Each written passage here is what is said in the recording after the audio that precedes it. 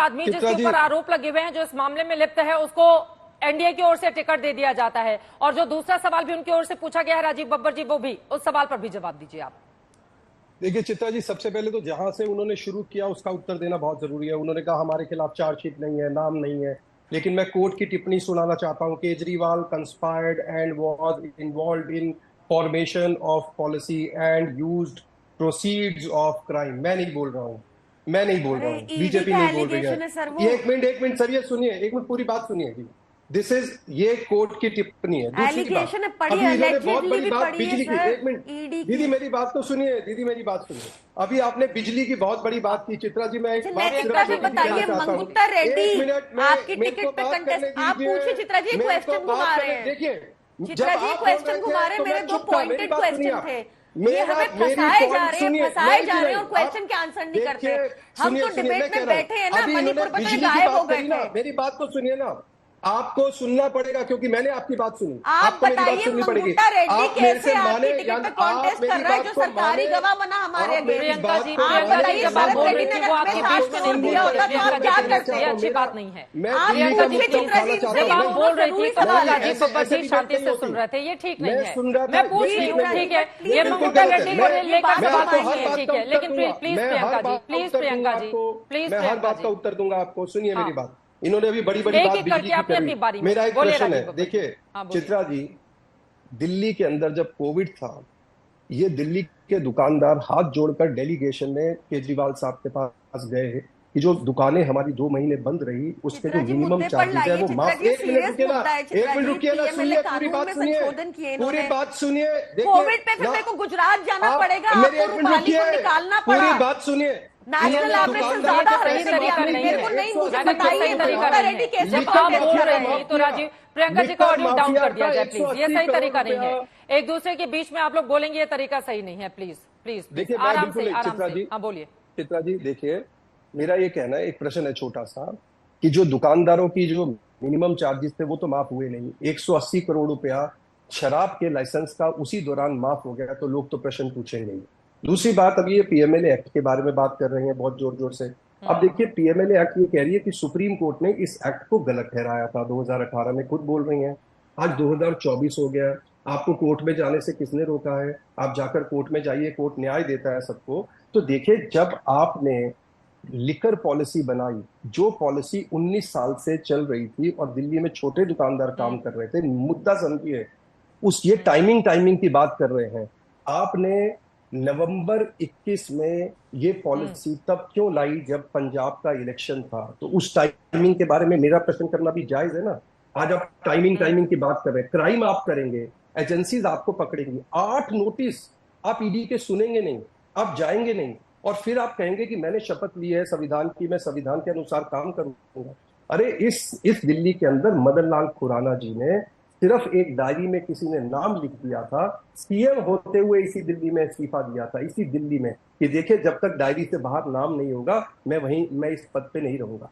नैतिकता की आप बात करते हैं, 90 लाख के आप पर्दे लगाते हैं, 3 करोड़ के आप फ्लोरिंग लेकर आते हैं घर के लिए, 4 लाख का आप टॉयलेट की सीट लेकर आते हैं, और फिर कहते हैं हम तो जनता का काम कर रहे हैं। ये जो हिपोक्रेसी है, ये छोड़नी पड़ेगी। तो इसलिए हमारे पे तो गलत फंसाया जा रहा है, विक्टिम कार्ड खेलते बोले प्रियंका जी, इस पर जल्दी से आप जवाब दे दीजिए, उसके बाद मैं आ रही हूँ। ठीक है, आशुतोष वर्मा जी हमारे साथ हैं। हाँ ठीक है, जल्दी से प्रियंका जी। राजीव बब्बर जी ने बिल्कुल आपको आंसर नहीं किया कि बीजेपी ने मंगुट्टा रेड्डी, जो सरकारी गवाह बना हमारे केस में, उसको टिकट क्यों दी? और अगर ये शरद रेड्डी ने 60 करोड़ उसके अरेस्ट के बाद या अरेस्ट से पहले लिकर लॉबी के किंगपिन, इन्होंने हमें आम आदमी पार्टी को 60 करोड़ दिए होते, तब इनकी बयानबाजी क्या होती? इनसे कैसे प्रश्न पूछे? इनके अपने एमएलए ने बोला है कि मैं 40,000 करोड़ का जो गुजरात में कोविड का भ्रष्टाचार हुआ उसका पर्दाफाश करूंगा। उन्होंने फिर से आज ये बात उठाई है। ईडी को कुछ दिख ही नहीं रहा। ईडी की आंखें बंद हो जाती है जब सपना गावली, भावना गावली आ जाती है बीजेपी में। आप इनसे मेरी रिक्वेस्ट है, मैं बार बार कह रही हूं, क्योंकि ये कानून आज तो हमें फंसा रहा है, कल आपको फंसाएगा, आम नागरिक को फंसाएगा, वसूली की जाएगी इस कानून के थ्रू कि वसूली दो नहीं तो मैं तुम्हारा दुकान बंद कर दूंगा। और ये हो रहा है, ये सामने आया है। 40 ऐसी कंपनीज जिनके पास कोई पैसा ही नहीं है, वो डबल प्रॉफिट दे रही है भाजपा को इलेक्टोरल बॉन्ड में। ये उगाही की है ईडी ने। आप मुझे बताइए, अगर शरद रेड्डी सरकारी गवाह जो बना, मैं पूछते नहीं थकूंगी, अगर उसने 60 करोड़ आम आदमी पार्टी को दिया होता तब क्या होता? मंगुट्टा रेड्डी जो कॉन्टेस्ट कर रहा है भाजपा से सरकारी गवाह बनके हमारे खिलाफ, ये कैसे हो रहा है? क्या हम लोग इतने बेवकूफ हैं? क्या हम नहीं समझेंगे भाजपा की हरकतें? क्या ये जवाब नहीं देंगे? ये लोग ऐसे लोग हैं जो ठीक है, जवाब लीजिए इनसे। हाँ, एमएच खान जी और आशुतोष वर्मा जी हमारे साथ जुड़े हुए हैं, उनके पास बस एक ही बात जा पर। एमएच खान जी, आप हाथ उठा रहे थे, अपनी बात कहिए। देखिए, अगर ये प्रियंका कक्कड़ कैसी बातें कर रही हैं? अगर एक चोर है तो आप भी चोर होंगी, अगर एक डकैत है तो आप भी डकैत होंगी। आपने तो ईमानदारी का चोला ओढ़ रखा था कि हम तो ईमानदार हैं, हम तो बहुत मामूली गाड़ी से चलेंगे, ये ईमानदारी का चोला आपने पहन रखा था। तो ईमानदारी का चोला पहनने वाला अगर हाई कोर्ट पर सवाल उठा रही है कि एफआईआर नहीं, फला चीज नहीं, ढका चीज नहीं, हाई कोर्ट कोई अंधा थोड़ी है, उसने देखा, एविडेंस देखा और उसके बाद आपको जेल में भेज दिया। आपको तुरंत इस्तीफा दे देना चाहिए था, ना कि आप इनकी एग्जाम्पल दीजिए, उनकी एग्जाम्पल दीजिए, इनके फलाना करिए, वो फला चोर हैं, फला डकैत है। आप भी तो उसी में शामिल है, वही आप भी शामिल है उसमें। आपके साथ सॉरी, आपके साथ क्या हो रहा है? आपके साथ तो वही हो रहा है जो लोग मानते थे कि अरविंद केजरीवाल बहुत ईमानदार आदमी है, वो आज साबित हो गया कि बेईमान आदमी है। आज साबित हो गया।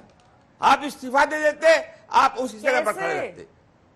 हिंदुस्तान में कोई ऐसा नहीं है जो इस मुख्यमंत्री को जेल भेजा गया हो और वो मुख्यमंत्री जेल में बैठ के शासन चलाता हो। कैसे साबित हो गया सर? एमएच खान जी, कैसे साबित हो गया बताइए? साबित हो गया, कोर्ट ने साबित कर दिया। जाइए जेल, बताइए। जाइए जेल, क्या जेल जाइए। ऐसे ही हाई कोर्ट कह देगा कि जेल जाइए। हम समझा रहे हैं। अरे भाई, ऐसे हाई कोर्ट ने कह दिया कि जेल जाइए। हाई कोर्ट ने क्यों भेजा? हाई कोर्ट पे सवाल उठा रही हैं आप, हाई कोर्ट पे सवाल उठा रही हैं, गलत कर रही हैं आप, गलत कर रही हैं। 100 बार सुप्रीम कोर्ट ने कहा है कि ग्रेव एरर हो गया हाई कोर्ट से, 1000 बार सुप्रीम कोर्ट ने कहा है we respect the court, but 1000 times supreme court has said that it made the gravest of errors. Sanjay Singh के केस में भी यही हुआ। नहीं जाइए, लेकिन आज आपको इस्तीफा देना चाहिए। ठीक है, जा रहे हैं, इस्तीफा दे देना चाहिए। आपको समझ नहीं आ रही, आपके ऊपर लगेगा लग रहा है कि अरविंद केजरीवाल को आगामी दिनों में कोर्ट से राहत मिल जाएगी। ठीक है, जाइए, आपको कौन मना कर रहा है? आशुतोष वर्मा जी, कोर्ट ने अगर टिप्पणी करी है तो उसके ऊपर बड़ी अदालतें हैं। किसी भी पार्टी को यह हक है कि वो आगे की सुप्रीम कोर्ट में जाके उसके लिए अपील कर सकती है। लेकिन यहाँ पे भारतीय जनता पार्टी की बेचैनी देखिए, जब से दिल्ली में चुनाव हुए हैं तब से आज तक भारतीय जनता पार्टी एक बार दिल्ली में आई थी, वो भी 25 साल पहले, जब 5 साल के एक कार्यकाल में भारतीय जनता पार्टी ने अपने 3 मुख्यमंत्री बदले थे और तब से दिल्ली पे वो कब्जा नहीं कर पाई है। उसके बाद जब कांग्रेस हारी तब उसके भाग से छींटा फूका और कहीं से आम आदमी पार्टी आ गई और 53% के वोट बड़े बड़े मैंडेट से आ गई। भारतीय जनता पार्टी 15-16% पीछे है और कहीं ना कहीं भारतीय जनता पार्टी की ये दुखती रग है कि दिल्ली में वो किसी तरीके से आ नहीं पा रही। तो कहीं ना कहीं भारतीय जनता पार्टी आज जिस समय मुसीबत में फंसी हुई है, जब इसके ऊपर बड़ी एंटी इनकम्बेंसी है 2000, जब ये झूठे नारे बना रहे हैं कि अब की बार 400 पार, इनको ही पता है कि 200 के ऊपर नहीं जा रहे हैं, तो विपक्ष के नेताओं को कैसे तोड़ा जाए, कैसे नए नए कानूनों को बनाया जाए और उसको फ्रेम करके इसको अंदर किया जाए। भारतीय जनता पार्टी की छटपटाहट बुरी तरीके से जनता के बीच में पहुंच गई है और 2024 के इलेक्शन में ये जनता अपना अधिकार सुनाएगी और इस तरीके से जो अधिनायकवादी सरकार है, इसको दिल्ली से ही नहीं पूरे देश से इनका सफाया करने जा रही है। राजीव बब्बर जी, वो कह रहे हैं विधानसभा चुनाव 3 लगातार अरविंद केजरीवाल जीते हुए चले आ रहे हैं, यही बात बीजेपी को पच नहीं पा रही है। मैं इनकी इस वजह से बीजेपी पीछे पड़ी जानकारी मैं इनकी जानकारी ठीक कर देता हूं।